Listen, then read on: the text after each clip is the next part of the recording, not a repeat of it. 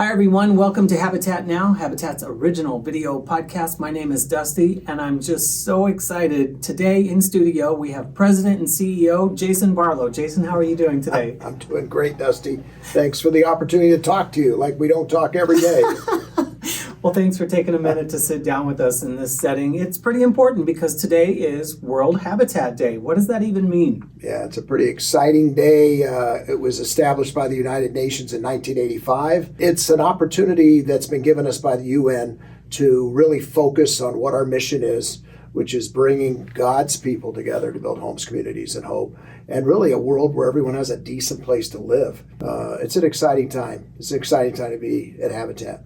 And then this comes right off of Jimmy Carter's 100th birthday. Wow. What has been President Carter's role with Habitat? He wasn't the founder of Habitat. A lot of people think he was, but he certainly put Habitat on the map. And he and his wife Rosalind did so many things for Habitat. The Carter Work Project, which is what it's become known as, and I don't know how many hundreds, maybe even thousands of homes he and his volunteers have constructed in all of that. But they really made the general public aware of what Habitat was doing and letting us know how important it is for everybody to have a decent place to live. We like to say it's kind of a global name, a global mission, but we have a local vibe here in Arizona. We serve Maricopa County, parts of Pinal County. What is the most exciting thing going on here locally for you? Oh, there's no shortage of excitement here at Habitat Central Arizona. I mean, we just finished 2 homes at the bottom of the Grand Canyon for the Havasupai. That was amazing. And we did receive a Department of Housing award for that. And probably the biggest thing is we've got 25 homes going in Alta Vista Ranch in South Phoenix. And that's exciting because all the families are not only working on their home, but they're also helping out their neighbors. And the rest of it's built and filled in by volunteers. Really perfect strangers that meet these families, want to give up a lot of their Saturdays to come out. And they end up staying in touch with each other for almost the rest of their lives. Right. Yeah, I've heard many stories about that. That's really the part of the miracle of Habitat.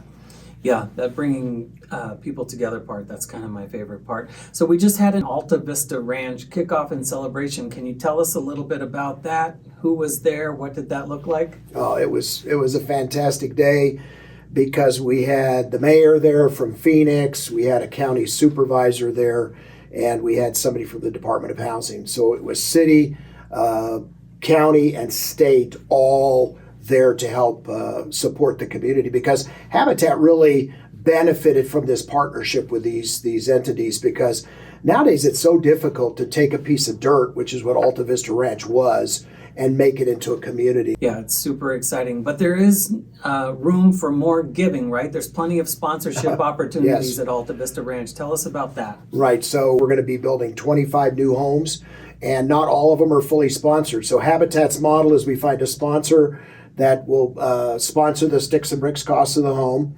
and we get volunteers to come in and build the home alongside the family. The family is putting in, for new homes, it's 400 hours of sweat equity. And remember, those families, we're not giving them the homes. That's another kind of misconception. We sell them the home and we do a mortgage with them. But the cool thing about our mortgages is it's 0% interest. There's no down payment because the down payment was the sweat equity.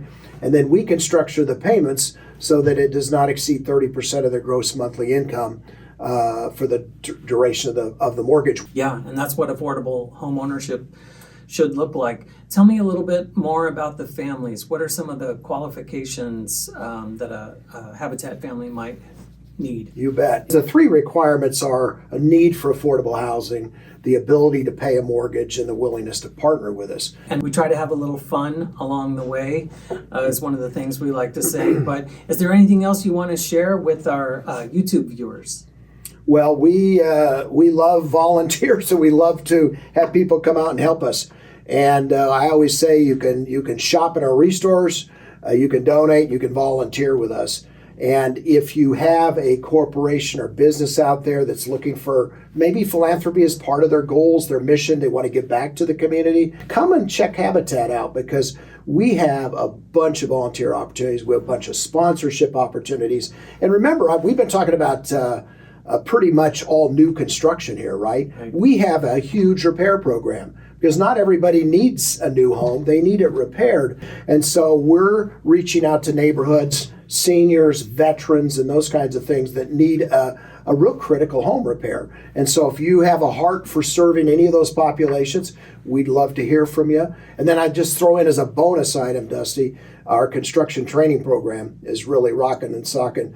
We are taking people who want to learn the construction trades. We're putting them through a program where they end up with a national certification, and then they drive down the road and actually build a Habitat home, usually alongside a family. So in Alta Vista Ranch, 1 or 2 of those homes will be constructed by our training class. And the work development side of Habitat, this is brand new, and it kind of came from the idea of if we can train volunteers to do this, we can get people certified in the trades. Right. I mean, we take people who don't even know what a hammer is. That's because we have, I would say, professional volunteers that have done maybe 50 homes with us that can teach anybody how to do some of these things. And at the end of the day, you've actually done something that you can see. It's really a rewarding thing for our volunteers to experience. So we'd invite everybody to come on out, help Habitat build homes, communities, and hope.